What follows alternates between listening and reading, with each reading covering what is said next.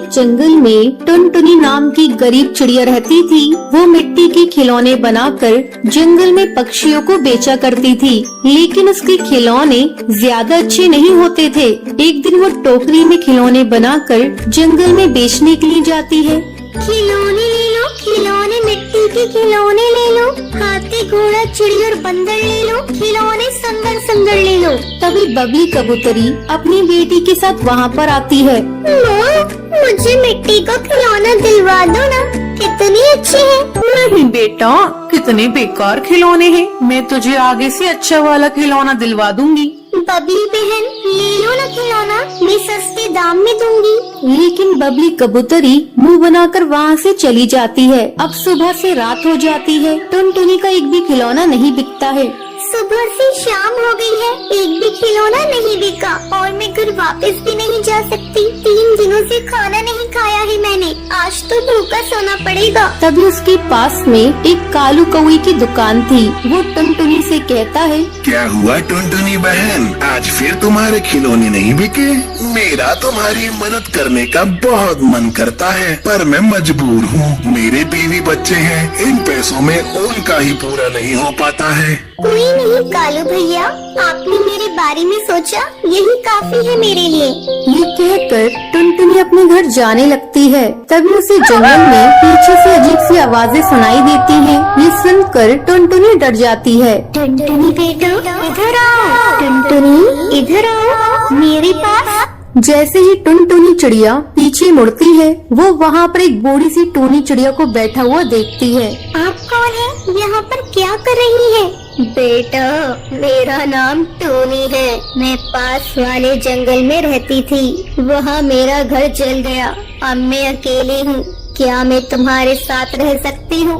माँ जी, मैं आपको अपने साथ तो ले जाऊंगी, लेकिन मेरे पास कुछ खाने की डाली है। मैं आपको क्या खिलाऊंगी, लेकिन फिर भी आप मेरे साथ चल सकती हैं। यहाँ अकेला जंगल में रुकना ठीक नहीं होगा।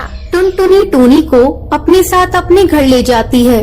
बेटा, मुझे बहुत तेज भूख लग रही है, जरा कुछ खाने के लिए बना देती हूँ। देखती हूँ किचन में कुछ मिल जाए, पर मेरे किचन में कुछ भी नहीं है। मैं खुद 2 दिन से भूखी हूँ माँ जी। फिर भी टूनी चिड़िया की आत्मा किचन में जाती है और अपने असली रूप में आ जाती है और जादू से सारे डिब्बे खाने से भर देती है। बेटा देखो, तुम्हारे किचन में तो बहुत सारा सामान रखा है। टुनटुनी ये देखकर हैरान हो जाती है, लेकिन वो भूख की वजह से ज्यादा ध्यान नहीं देती और खाना खाकर सो जाती है। तभी रात में टूनी चिड़िया की आत्मा घर से बाहर निकलती है और अपने जादू से आंगन में पड़ी मिट्टी से टुनटुनी के लिए सारे खिलौने बना देती है। वो एक अच्छी चिड़िया की आत्मा थी। अगली सुबह, माँ जी, ये देखिए कितने सुंदर खिलौने हैं, ये आपने बनाए हैं? हाँ बेटा, मेरे पति को भी मिट्टी के खिलौने बनाने का शौक था, उन्होंने ही मुझे ये बनाना सिखाया है। अब टुनटुनी चिड़िया वो खिलौने लेकर बेचने के लिए बाजार जाती है। थोड़ी ही देर में वो सारे खिलौने बिक जाते हैं। ये देखकर कालू कौवा उससे जलने लगता है। ऐसा क्या हो गया एक दिन में? इस टुनटुनी के खिलौने इतने सुंदर कैसे बन गए? मुझे पता लगाना होगा। अब वो रात में टुनटुनी के घर जाता है। तभी वो देखता है टूनी चिड़िया की आत्मा अपनी जादू से मिट्टी के खिलौने बना रही है। ये देखकर वो डर जाता है। भागो रे भागो भैया भागो, चिड़िया की आत्मा। अगले दिन वो जंगल के पक्षी और जादूगरनी के साथ टुनटुनी के घर आता है। अरे टुनटुनी, बाहर निकलो, घर से बाहर आओ। क्या हुआ है भैया, आप इतने चिल्ला क्यों रहे हैं? टुनटुनी, कल रात कालू कौवे ने तुम्हारे यहाँ एक चिड़िया की आत्मा को देखा है। कहाँ है? उसे घर से बाहर निकालो, कहाँ छुपा रहा है? कालू कौवा, वो औरत बहुत अच्छी है, वो कोई चिड़िया की आत्मा नहीं है। माँ जी बाहर आइए, देखिए ये सब आपको क्या बोल रहे हैं। टूनी चिड़िया बाहर आती है। जादूगरनी उससे पूछती है, कौन हो तुम? यहाँ पर क्या कर रही हो? बता, तू चिड़िया की आत्मा है ना? मैं जानती हूँ। कौन? मैं? भूत नहीं, मैं तो पास वाले जंगल में रहती हूँ। अच्छा, अब ये दूध का दूध पानी का पानी हो जाएगा। जादूगरनी टूनी चिड़िया की आत्मा पर गंगा जल डालने लगती है। टूनी चिड़िया की आत्मा अपने असली रूप में आ जाती है।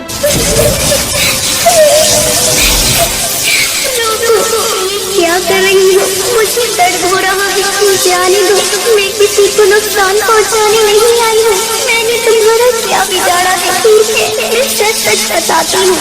जादू करनी रोको नहीं, दर्द हो रहा है। उन्हें अपनी बात बोलने का मौका तो दीजिए। मैं पूछती हूँ, माँ जी, आप चिड़िया की आत्मा हैं। आपने हमेशा मेरी मदद की, पर आपने मुझे बताया क्यों नहीं? बेटा, मुझे माफ कर दो, मैंने तुमसे सच छुपाया। मेरी एक बेटी थी, बिल्कुल तुम्हारी जैसी। मैं उससे बहुत प्यार करती थी, लेकिन बीमारी की वजह से उसकी मौत हो गई।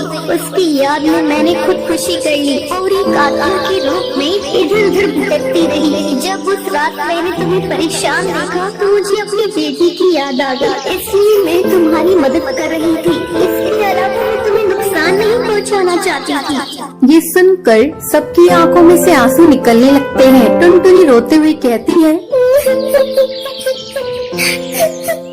माँ, आप परेशान मत होइए, मैं भी आपकी बेटी जैसी हूँ। हाँ बेटा, मुझे तुम्हारे रूप में अपनी बेटी मिल गई। मुझे अब और क्या चाहिए? मैं चलती हूँ, बस तुम ध्यान रखना। जब भी तुम्हें मेरी जरूरत होगी, मैं तुम्हारे पास मिलूंगी।